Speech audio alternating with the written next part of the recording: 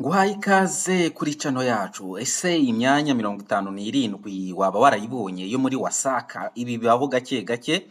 Aha ngaha rero ndagira ngo mbibutse yuko deadline yo kwapuringa kuri iyi myanya 57 yo muri wasake ihemba neza ni ku itariki ya 4 z'ukwezi kwa gatandatu 2026. Murumva rero ko hakirimo iminsi, ariko ikinteye gukora iyi video ni ukugira ngo turebere hamwe ibisabwa kuri uyu mwanya n'impamvu wasake yashyize imyanya ku isoko. Abenshi baratangara bakavuga ati imyanya ni myinshi, kandi abenshi bakavuga ati muri wasake bahemba neza. Nibyo, muri wasake bahemba neza, bafite stati yihariye ihemba neza. Ariko nanone reka turebere hamwe ibijyanye n'iyi myanya. Murabona ko ari itangazo ryashyizwe hanze ku itariki ya 14 z'ukwezi kwa gatanu 2026. Uyu munsi turi ku itariki 25. Murumva yuko iminsi 10 imaze kwihirika, hasigaye indi minsi ikabakaba 10 kabisa. Iyi myanya rero 57 yiganjemo mu gukora muri labo cyangwa se mu gucontrolling icyo bita water treatment, gukora muri za water treatment plant. Muzi ko mu Rwanda ubundi hari inganda zitunganya amazi 28. Aha ngaha rero ukaba bakenemo abakozi 28 bose bazakora muri izo nganda. Bivuze yuko n'ubundi abakozi bari basanzwemo, ariko noneho bashaka recruiting officially ku buryo bazajya bahabwa contract na Wasaka Group kuri headquarter. Hanyuma rero turaza kurebera hamwe ibijyanye n'iyi myanya, uburyo wakwaprayinga, aho wakura ibizamini byo gukora, na uburyo ushobora guhita ubonamo akazi muri wasake hano cyane. Uyu mwanya wa mbere rero niwe uri guhuruza abantu benshi, bakeneye abantu 28 bihuje n'inganda 28 ziri mu gihugu. Turaza kurebera hamwe izi nganda 28 ese ziri hehe.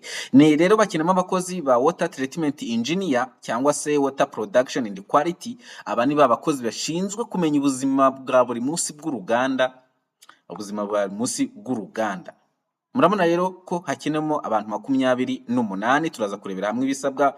Hakenemo maintenance engineer for water treatment plant. Aba ni babandi baba bashinzwe ibintu by'amashanyarazi cyangwa se imashini yabagize ikibazo bakazikanika, bakeneye abantu 7. Hakaza water maintenance and network extension engineer, naho bakeneye abantu 7. Hakaza zoning and mapping engineer, bakeneye abantu 2. Hakaza umwanya rero wa water treatment engineer, ahangana n'aba chemistry cyangwa se biologist, abantu baba barize chimie cyangwa se baba barize biology. Abantu bakeneye ku mwanya bakeneye abantu 3. Hakaza water resource and environment engineer, bakeneyeho 2. Hakaza water production and engineer chemical engineer. Hakaza staff compensation and benefits specialist.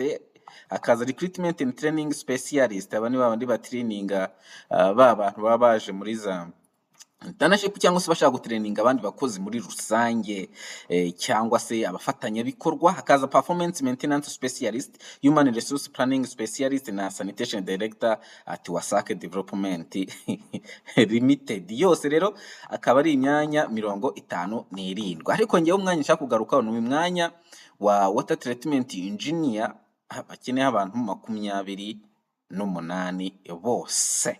28 bose. Hanyuma rero aho bazakorera bazajya baripotinga kuri headquarter cyangwa se head of water treatment plant. Ni ukuvuga ngo uruganda rufite umuyobozi, niho bazajya baripotinga. Ariko kugira ngo applying kuri uyu mwanya, ibi nibyo bazajya bakora, gutestinga. Ibi ntago twirwa tubisoma, ariko igikenewe nuko uba ufite warize ibijyanye na water resource engineering cyangwa se warize ibyo bijyanye na chemical engineering.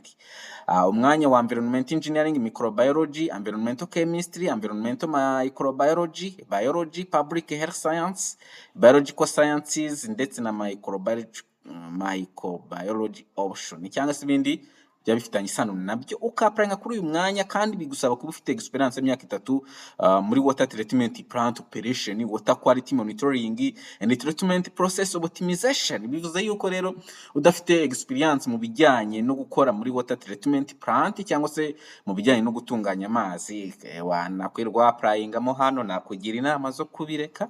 Yes, nakugira inama zo kubireka kubera yuko hano ba checking document by document. Yes. Ku mwanya wa kabiri rero twabonye ko ari umwanya wa maintenance engineer for water treatment plant, naho ni ukuripotinga kuri head of water treatment.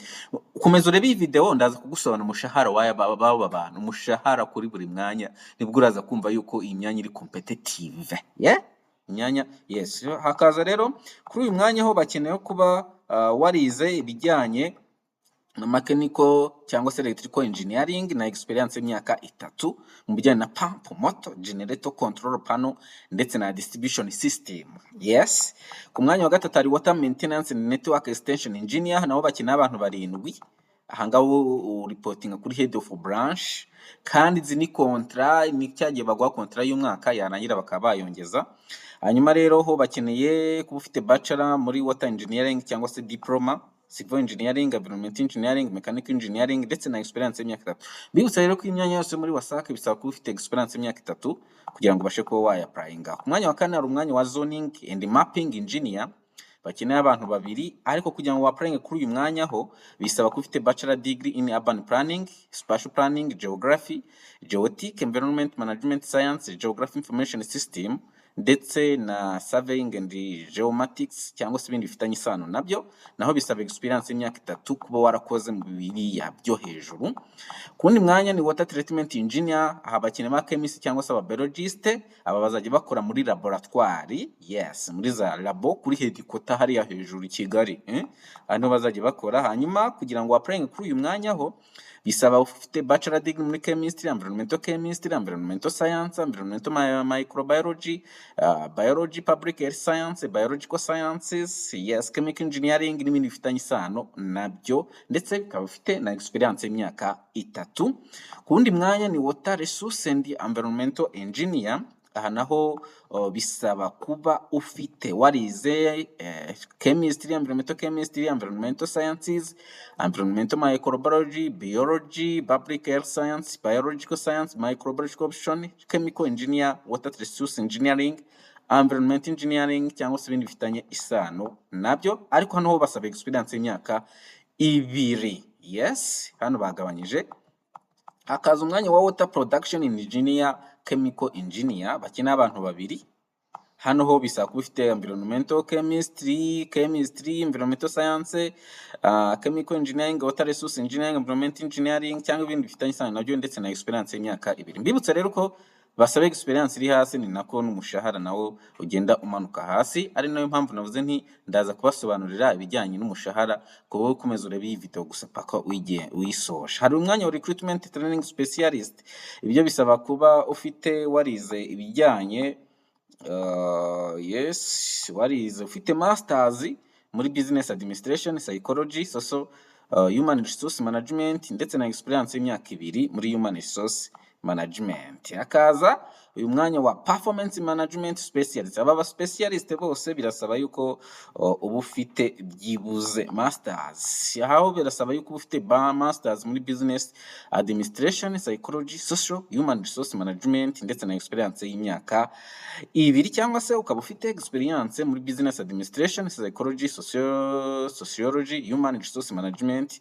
ndetse na experience y'imyaka 3 muri human resource management. Hanyuma uyu mwanya wa staff compensation and benefits specialist, byo bisaba kuba ufite masters muri business administration, pharmacy, accounting, finance, data science, management, information system and bookkeeping with ndetse na experience y'imyaka 2 mu bijyanye na human resource management. Hanyuma ku mwanya 11 ni human resource planning specialist, ntabwo nirwo mbitindaho kubera yuko naho bari gusaba icyo bita master degree muri bya bindi twavuze hejuru, business administration n'ibindi. Hanyuma director of sanitation, uyu mwanya urakubiye uyu mwanya ntabwo ari uwa buri wese, uyu nguyu wasanga unafite nyirawo, ntabwo twagurirwa tuwutinda kuko bisaba ko ufite bachelor, masters muri civil engineering, sanitary engineering, environment engineering ndetse na experience y'imyaka 3, kandi byibuze imyaka 3 muri iyo 10 ukaba warakoze ku bijyanye na managerial role of manager cyangwa se ibindi bifitanye isano nabyo. Rero kugira ngo ubashe gukora application ni ugutegura CV yawe, application letter, ukamanza ugategura application job application letter, gutegura CV ndetse copy degrees, copy ID ndetse na copy of certificate zerekana yuko iri experience uyifite. Aba bavuga ko ari a must. Hanyuma rero uburyo bwo kwapurayinga ni uko abantu bose dosiye zabo bagomba kuba bazujuje neza, bakazisikana bakazishyira mu buryo bwa PDF, ubundi bakohereza kuri ino link ya rightresearch.rwa-cares bitarenze ku itariki enye z'ukwezi kwa gatandatu 2026 saa 10 Reka rero nk'uko nabibabwiye twari turi kurebera hamwe imyanya 57, ariko imyanya nababwira yuko imeze neza ni imyanya ya mbere, ni naho hari amahirwe menshi kubera yuko burya iyo uri gukora kuri position ifite abantu benshi ufite n'amahirwe yo kuba watsinda. Hanyuma rero umushahara kuri iyi myanya iri gusaba experience y'imyaka 3 uri gukabakaba hagati y'450 ndetse n'750 kuri iyi saha tuvugana. Bivuze yuko rero uramutse ugeze wenda kuri, kubera yuko imyanya 28 ibiri muri za water treatment zitandukanye, kandi mu Rwanda tukagira inganda zitunganya amazi 28, bivuze yuko rero winjiyemo amafaranga make wahabwa ni 450. Hanyuma kuri uriya myanya yo isaba experience y'imyaka 2 ni uguhera ku 300 kugezamura ukageza ku 600. Ayo niyo mafaranga ucyura mu mufuka. Byumvikane rero yuko muri wasake amafaranga arimo, ariko nanone kugira ngo ube competitive ni uko utegura neza dosiye yawe. Hanyuma kubera yuko bazahamagara abantu bazaba shortlisted, ntabwo bazahamagara abantu bose. Ushobora kuapurayinga rero ugategereza ukavuga uti bazampamagara ngiye gukora ikizamini, uko zumva abandi bakoze ibizamini byararangiye. Impamvu nta yindi ni uko ikintu cya mbere ugomba gukora ni ugutegura dosiye yawe ubundi ukohereza. Reka mbashishikarize rero gukora application ku bantu bize ibijyanye na sciences za environmental science. Murabona ko twese abantu bose barimo kwisangamo hano. Mwapurayinge ushobora kuba ufite akazi gahemba make ushaka kuzamuka kugira ngo uzahembwe amafaranga menshi. Yes, aya ni amahirwe rero adasanzwe yo kugira ngo ubashe kuba wakora application, ubashe kuba wabona akazi, hanyuma iyi myanya 57 birangire rwose nawe ubonyemo akazi kawe. Mbijeje intsinzi, kandi nabasaba kugira ngo mukomeze kubane natwe kuri iyi channel yacu, kubera yuko amakuru tubagezaho rimwe na rimwe ashobora kukugira umumaro, cyangwa se wowe ukanareba iyi video ikaba yafasha mugenzi wawe. Ciao, dusubire kuri video zikurikira.